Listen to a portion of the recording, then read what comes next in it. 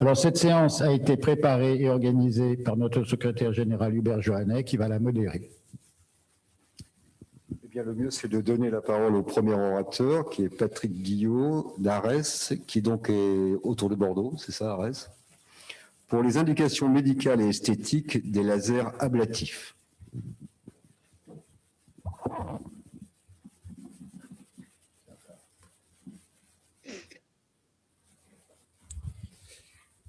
Monsieur le Président, Monsieur le Secrétaire Général, Monsieur le Vice-président, chers collègues académiciens, je vous remercie de m'avoir donné l'occasion de vous exposer les indications chirurgicales et esthétiques des lasers ablatifs. Quelques diapositives un peu fondamentales en termes de biophysique. Il s'agit de lasers de surfaçage, donc ablatifs, qui sont représentés par le laser CO2 et le laser erbium. La longueur d'onde du CO2 est de 2600 nanomètres, celle de l'erbium 2950. Et le point commun entre ces deux appareils, c'est que la cible, le chromophore, correspond à l'eau intracellulaire. Ils agissent donc par photocoagulation, associés à un dommage thermique résiduel qui va être variable selon les appareils utilisés. Le laser CO2 utilisé en mode continu a une action de photocoagulation en vaporisant les tumeurs cutanées bénignes par exemple, mais on peut aussi s'en servir en coupe et à ce moment-là ça représente une sorte de bistouri laser. Le dommage thermique important, il va jusqu'à 600 microns, il est assez destructeur et c'est bien sûr le but recherché. On peut utiliser le laser CO2 de plusieurs manières, soit en mode continu, soit en mode ultra pulsé, en associant les deux modes. Et les lasers de dernière génération, plus utilisés maintenant en esthétique notamment, sont représentés par les lasers CO2 dits fractionnés, qui ont comme particularité de ne pas traiter l'ensemble de la surface cutanée dans la même séance, mais par l'intermédiaire de puits thermiques, de traiter par exemple 25% de la surface, et au fil des séances, quand vous avez fait 4 séances, vous allez traiter 100% de la surface cutanée, mais avec des effets secondaires beaucoup moins bruyants qu'avec le mode ultra pulsé, ou le traitement réalisé en une seule séance. Le principe du resurfacing, du surfaçage en français, c'est de faire une abrasion de la peau. Alors on le faisait avant classiquement avec la dermabrasion mécanique. L'avantage de la laser abrasion, c'est que c'est une procédure programmée et particulièrement reproductible, donc beaucoup moins opérateur dépendante que les techniques abrasives mécaniques. La destruction contrôlée va concerner l'épiderme et une grande partie du derme, avec un dommage thermique. À noter que le laser CO2, en plus de son effet ablatif, a une propriété anticoagulante, ce qui est très pratique en péropératoire, alors que l'erbium, lui, est purement ablatif et s'accompagne souvent d'un pic hémorragique qui peut être un peu gênant. Les indications principales ont été et restent encore pour les lasers ablatifs le photovieillissement du visage, l'héliodermie, mais il y a bien sûr beaucoup d'autres indications dont on verra certaines. Le principe, c'est d'envoyer des impacts très brefs, inférieurs à 1 milliseconde, et donc inférieurs au temps de relaxation thermique, ce qui est un effet de protection donc, de la peau. L'effet de photocoagulation est donc n'est pas accompagné de carbonisation et va toucher 20 à 30 microns d'épaisseur par couche, associé à un dommage thermique résiduel allant jusqu'à 70 microns. Alors ce dommage thermique est-il utile ou bien nocif? Il est utile s'il est contrôlé, parce que c'est la zone chauffée réparable qui va être la trame de la néocollagénèse qui va lutter contre le vieillissement cutané. Donc plus vous avez de dommages thermiques, plus vous avez de néocollagénèse et donc meilleur est le résultat. À ce propos, le laser CO2 a une action plus importante que l'erbium, mais cela peut être nocif, ce dommage thermique, quand il est excessif, parce que là, le principal risque est de voir apparaître des cicatrices. Avant l'intervention, ça c'est valable en chirurgie en général, et là c'est bien important de souligner qu'il ne s'agit pas de procédure anodine, bien exposer aux patients les avantages et les risques de l'intervention, ses modalités, l'importance de l'indisponibilité socio-professionnelle, d'autant que dans les indications esthétiques, il n'est pas possible bien entendu de prescrire un arrêt de maladie et que le patient devra prendre des congés pour assumer ses suites opératoires avec des pansements sur une période assez prolongée. La fiche d'information va venir compléter l'information orale prodiguée à la consultation préopératoire. Le devis, bien sûr, est important. Le délai de réflexion, ce qui laissera donc le temps au patient de revenir avec son consentement éclairé signé. La technique, avant l'intervention, les sociétés savantes d'hygiène hospitalière recommandaient jusqu'à il y a peu encore un savonnage antiseptique. Aujourd'hui, les recommandations sont plutôt d'utiliser un savon doux liquide, normal, sans antiseptique. Pour ces procédures de laser visage entier, nous on aime bien proposer une désinfection systématique des conduits auditifs externes et des narines, qui sont des gîtes staphylococciques naturels. soit avec de l'acide fusidique, soit de la mupirocine en pommade dans les quelques jours qui précèdent. Enfin, pensons à prévenir systématiquement l'herpès, car les récurrences sont nombreuses et souvent favorisées par le traumatisme que représente ce traitement laser. Le mode anesthésique, ça peut être une anesthésie générale si on traite un visage entier ou tout un cuir chevelu chauve. Une anesthésie avec des blocs tronculaires sous-orbitaires pour la région péribuccale ou susorbitaire pour la région périoculaire. Une anesthésie locale si les lésions sont peu nombreuses, par exemple des kératoses actiniques en nombre assez restreint. Les consignes de sécurité absolument indispensables, c'est la protection oculaire, à la fois pour le malade avec des coques qu'on dispose au début de l'intervention, pour les opérateurs comme pour les personnes présentes dans la salle, quel que soit leur rôle, leur attribution, le port de lunettes. Enfin, pour le traitement des zones péribuccales, attention à bien protéger les mailles dentaires. Ces coques oculaires, elles peuvent se mettre avec ces petites ventouses. Paradoxalement, il faut préférer les coques métalliques aux coques plastiques, qui sont beaucoup moins traumatisantes pour la cornée. On y met quand même une petite goutte de collyre anesthésique préalablement. L'expérience de notre service à Bordeaux est celle d'un appareil commercialisé par Lumenis qui s'appelait le Cohérent Ultra Pulsé, doté d'une pièce à main informatisée où on pouvait choisir le nombre d'impulsions par seconde, l'énergie, la densité et le dessin qui va regrouper les impacts sur les zones qu'on veut traiter. Le choix des paramètres et le nombre de passages va dépendre de l'importance du défaut à corriger, de la qualité de peau, épaisse ou fine, ou de la zone traitée, en sachant que par exemple le cou est une région extrêmement périlleuse, puisqu'elle est beaucoup moins riche en annexes que celle du visage, et donc beaucoup moins source de réparation après le traumatisme laser. Voilà quelques modèles géométriques de balayage avec ce genre d'appareil. Commencez en général par un ou deux passages généralisés, en évitant les démarcations, en reprochant bien les carrés traités à chaque fois, ou les ronds, ou les figures géométriques que vous avez vues, de façon à ne pas avoir d'intervalle non traité. Et puis après, on peut faire des passages plus ciblés sur les lésions à traiter ou sur, par exemple, les rides plus marquées. Et dans bien des cas, il faut mieux sous-traiter, comme on dit en jargon cycliste, en garder un peu sous la pédale, que d'en faire trop et de créer soit des achromies très durables, voire définitives, ou des cicatrices. L'appréciation de la réponse au cours de l'intervention, elle est visuelle, et on voit très bien, on va le voir sur un petit clip vidéo après, que la peau se contracte et c'est à peu près 15 à 25% de rétraction selon les zones. Et le résultat définitif de ces traitements de l'héliodermie se juge au minimum à 1 mois et jusqu'à 6 mois, délai de fabrication de cette néocollagénèse. Et le changement de coloration du derme aussi représente un témoin visuel extrêmement important. Après le premier passage où on est descendu de 20 à 30 microns, la peau est rosée. Au deuxième passage, elle devient blanche. Et au troisième passage, apparaît une coloration chamois. Et là, en général, il faut s'arrêter parce qu'au-delà, on va augmenter le dommage thermique. Et là encore, favoriser le risque de complications à type d'hypopigmentation et de cicatrices. Voilà quelques photos donc, après le premier passage qui consiste à traiter là uniquement l'épiderme, qui est donc frotté après avec une compresse humide, et on voit l'aspect rose du derme apparaître. Au deuxième passage, on le voit très bien ici dans ce canthus externe, l'apparition de cette coloration blanche. Et le troisième passage, on le voit bien là sur la lèvre supérieure blanche, cette coloration jaune chamois. Et là, en général, il faut donc s'arrêter. Ah, qu'est-ce qui se passe ?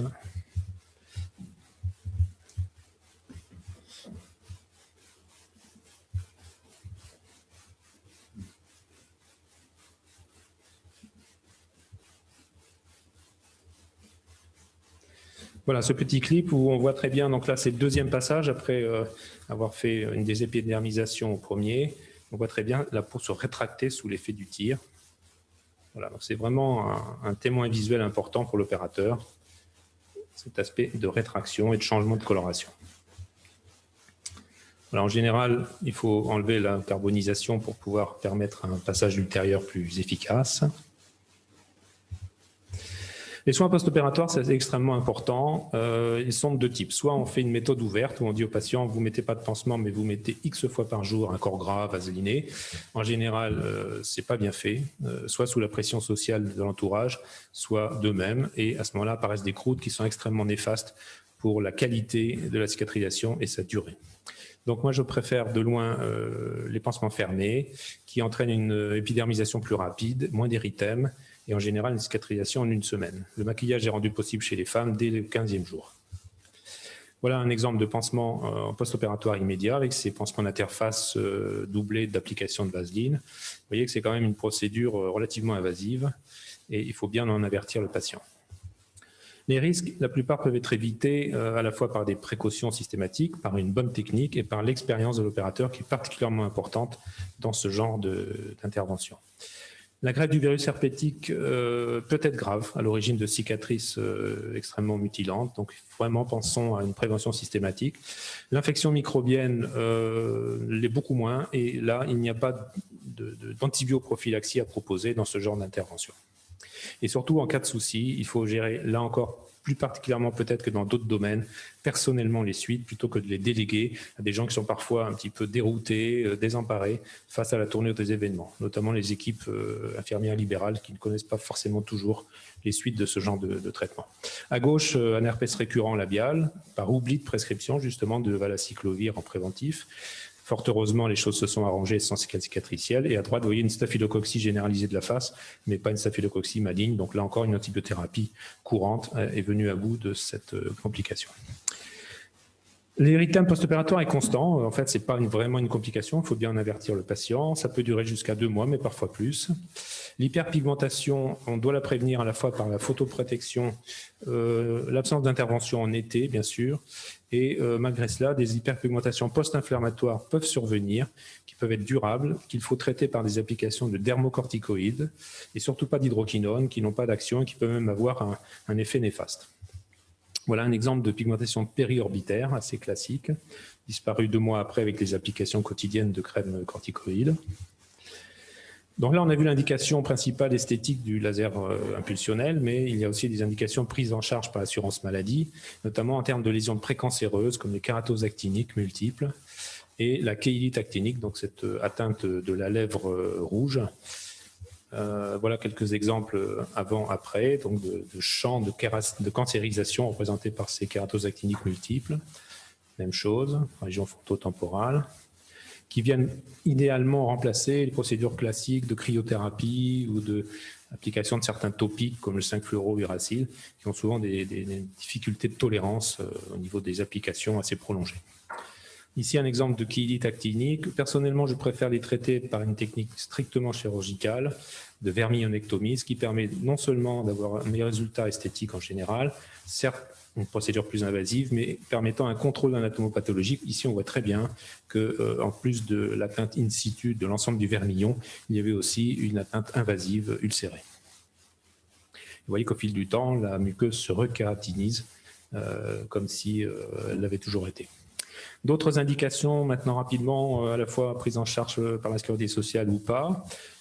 Ça, c'est une demande très fréquente de traitement des cicatrices, ici les cicatrices d'herpès, qui ont fait l'objet d'abord de microgreffes après excision des cicatrices et d'un remplissage laser secondairement. Ici, un jeune homme avec des cicatrices de varicelle particulièrement importantes, qui a eu d'abord des relèvements ou des microgreffes, vous voyez, réalisés à droite avec ces bistouris en porte-pièces, qui sont vraiment un outil du quotidien en dermatologie, et suivi de 3 séances de laser pulsé avec le dessin représenté en bas à droite, où en fait la zone traitée n'est pas centrale, mais périphérique en couronne. Ça, ce sont des résultats de cicatrices d'acné qui sont à la fois subjectifs pour le patient, pour l'opérateur. Ce ne sont pas forcément les meilleurs résultats qui sont obtenus. Ici, globalement, patient et opérateur étaient satisfaits. Les lésions virales, ça c'est le pain quotidien en dermatologie, les condylomes acuminés, qui là aussi ne répondent pas toujours au topique et à l'azote liquide. Là, ça peut être fait sous anesthésie locale. Une très grosse demande aussi, c'est verrues périinguéales particulièrement rebelles. Alors là, il faut bien prévenir en préopératoire du risque de dystrophie de l'ongle par atteinte de la matrice liée à la procédure laser. Ici, de la papulose bovinoïde, donc vous voyez, c'est quand même quelque chose d'invasif qui va entraîner des suites opératoires assez délicates.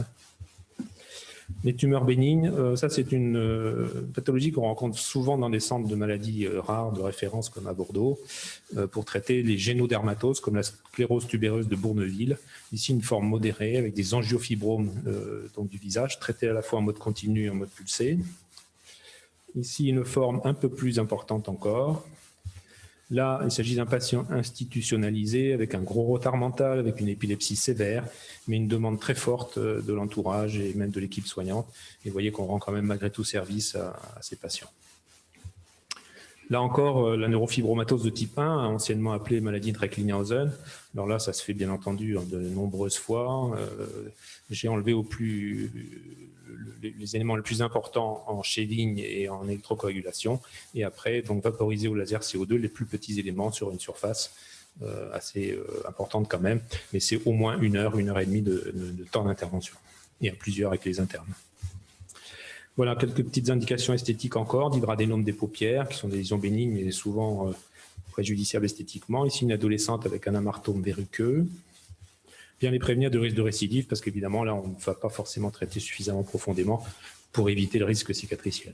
Des indications plus rares, comme les angiochératomes scrotaux, des angiomes plans vieillis. Au fil des années, ces angiomes plans prennent de l'épaisseur et ne répondent plus du tout seulement au laser vasculaire. Le rhinophyma, on en parlera tout à l'heure avec Véronique Blatière.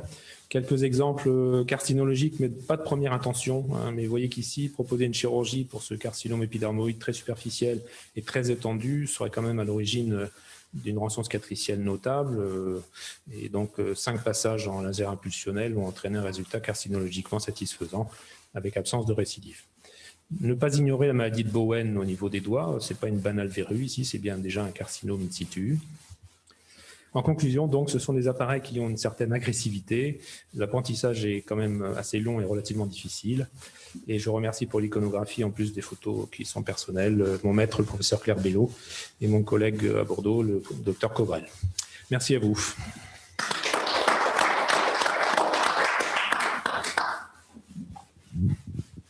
Merci beaucoup. Une pathologie très variée, parfois étonnante. Est-ce que vous avez des questions ?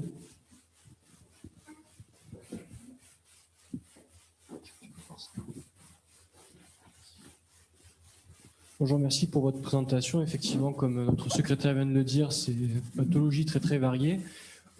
Concernant la pédiatrie, effectivement, c'est varié, mais quel âge limite vous pouvez faire pratiquer ce traitement? Alors c'est le problème en fait qui est commun à toute chirurgie. L'âge dit de raison, avant 7 ans, on a souvent du mal à faire des anesthésies locales. Bon, après, il y a des exceptions, hein. Il y a des enfants de 5 ans qui sont parfaitement bien calmes, avec un entourage familial composé, sans charge émotionnelle majeure. Mais c'est vrai qu'avant cet âge-là, c'est des indications d'anesthésie générale, oui, souvent. Donc, pensez à repousser le geste, s'il peut l'être raisonnablement, surtout en matière de pathologie bénigne, malgré le retentissement qu'il peut y avoir au niveau scolaire, bien entendu, dès le CP. Jean-Louis Béraud. Oui, merci pour cette belle présentation. Est-ce que pour les cicatrices pigmentées du visage, c'est intéressant? Et est-ce que dans des petits basocellulaires, ça peut être utile aussi? Alors, pour les petits basocellulaires,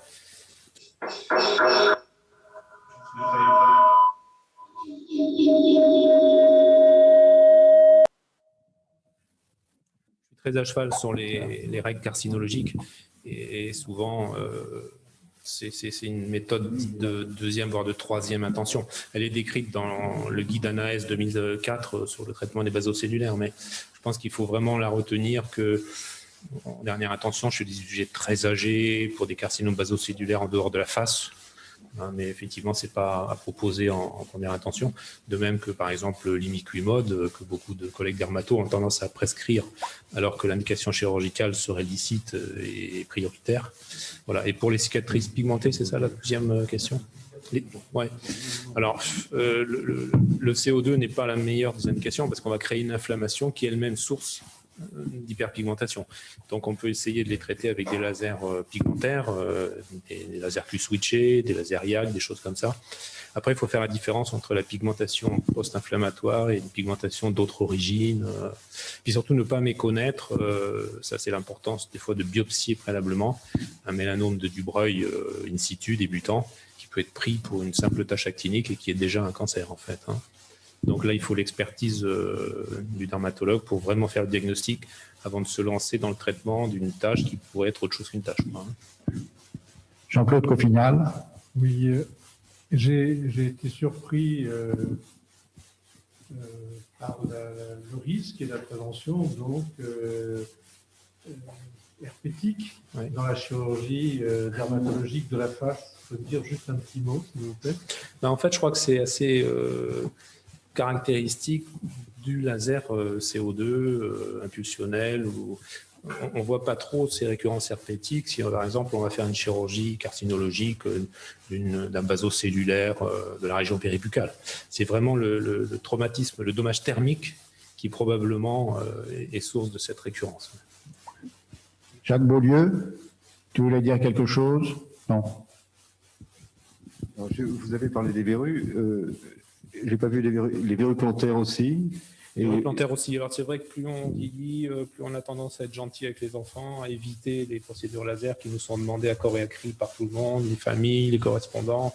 Les suites d'un traitement de verrues plantaires par laser sont quand même longues, désagréables, et s'assortissent d'un risque de récidive qui est loin d'être mineur. Donc si on se lance là-dedans, il faut vraiment insister. Moi j'ai toujours lutté contre les rendez-vous de chirurgie directs qui nous sont mis pour traiter des verrues plantaires chez des gens qui, par exemple, professionnellement, n'ont pas du tout l'idée que pendant 15 jours, 3 semaines, ils vont être très limités. Donc, je les vois systématiquement en consultation préopératoire. Il faut bien leur expliquer que, d'une part, le risque de récidive est peut-être moindre qu'avec d'autres techniques, mais il est quand même très important, et surtout que les suites opératoires sont particulièrement désagréables.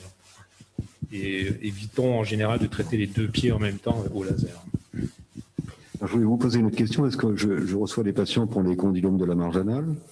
Donc, je voulais vous poser 2 questions. C'est est-ce que vous êtes compétitif par rapport à la chirurgie classique? Et d'autre part, surtout, en fait, quelle est la courbe d'apprentissage? Parce que c'est une chose de dire je fais du laser pour ça, mais y a-t-il beaucoup de praticiens qui font ça? Est-ce qu'on peut... Enfin, voilà, c'est un sujet. On soit très nombreux parce qu'il y a le problème déjà du coût de l'équipement. Un laser CO2, même uniquement continu, c'est 40 000 €. Avec un mode impulsionnel ou fractionnel, c'est 60-70 000. Donc ça limite certaines velléités. Ensuite, pour les condylomes périanaux, ça c'est pas vous devez l'apprendre, c'est sûr qu'on ne va pas se lancer dans le traitement s'il n'y a pas eu une anuscopie avant pour vérifier quand même qu'il n'y a pas de lésion endo-anale. Et effectivement, je crois que vous les traitez d'une façon complètement différente.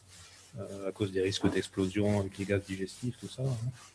Mais c'est vrai que le traitement des condylomes périanaux, finalement, avec le laser, c'est rapide. Les suites opératoires sont relativement bien vécues. Je ne sais pas, en chirurgie classique, ça ne doit pas être beaucoup plus sympa non plus, hein, sans doute. C'est pas une grande méchanceté, mais finalement, quel serait le moins agressif, quoi? Bah finalement, dans les bonnes mains. Ouais, le laser CO2 continue, et je pense que Véronique Blatière en parlera aussi tout à l'heure. Finalement, les patients ne sont pas algiques après les procédures. Hein. Ils disent que ça cuit, que ça tire, mais ils n'ont pas vraiment de douleur. Et ça, je pense que vraiment, c'est bien vécu. Donc, c'est une cicatrisation dirigée, avec des pansements, souvent c'est localisation avec des infirmières au domicile, bien sûr. Mais... Bravo pour votre exposé. Je suis frappé par le fait que vous prenez en charge ces pathologies cutanées, apparemment sans gravité pour le commun des mortels, avec extrêmement de soins, comme une pathologie chirurgicale plus importante, voire plus dangereuse. Et je vous en félicite. Je voulais vous poser une petite question technique. Vous avez parlé pour plusieurs de vos interventions de plusieurs passages de laser. Est-il, avec l'expérience possible, de régler l'appareil de façon à se contenter d'un seul passage? Alors, avec les lasers impulsionnels que j'ai montrés, un seul passage, ça correspond à l'équivalent d'un peeling superficiel, puisqu'on va traiter que l'épiderme. Donc là, le résultat, il n'est pas à la hauteur de l'espérance du patient. Là, j'avais à 15 minutes, je n'ai pas pu montrer trop de résultats avant-après, mais ce sont des indications de vieillissement cutané marqué, avec des rides profondes, une élastose cutanée, une peau citrine épaisse. Et si on ne fait pas assez de passages, on a une déception légitime du patient, hein, ça c'est sûr. Non, ma question était de savoir si vous pouviez régler l'appareil de façon à n'avoir qu'un seul passage en fonction de la lésion et de votre expérience. Alors, s'il s'agit d'une lésion, par exemple, comme une lésion bénigne, comme j'ai montré, évidemment, on peut faire un seul... difficile de parler de passage, mais on va vaporiser la lésion jusqu'à temps qu'elle soit complètement détruite, en appuyant toujours sur la pédale en permanence. Par contre, les lasers impulsionnels, vous appuyez sur la pédale, mais au bout d'un moment, ça s'arrête, puisque c'est programmé pour une durée d'impulsion donnée. Et vous ne pouvez pas changer la programmation en fonction de la lésion. Ah si, Si. si, bien sûr. Ouais. C'est ce qui fait la difficulté au départ pour celui qui n'a pas l'expérience de l'appareil, mais ça a aussi un côté rassurant, c'est justement ce côté reproductible. Quand on faisait des dermabrasions à la meule, il fallait être extrêmement vigilant, d'abord de ne pas enrouler une narine, une lèvre, avec des appareils qui tournent à 30-40 000 tours minute. Et puis, voilà, si vous appuyez plus ou moins fort, évidemment, vous avez une abrasion plus marquée, vous descendez plus profond dans les dermes. L'avantage des lasers, c'est que vous paramétrez vos fluences, vos durées d'impulsion, vos densités, et qu'à chaque fois que vous vous déplacerez pour traiter une zone différente, ce sera la même chose.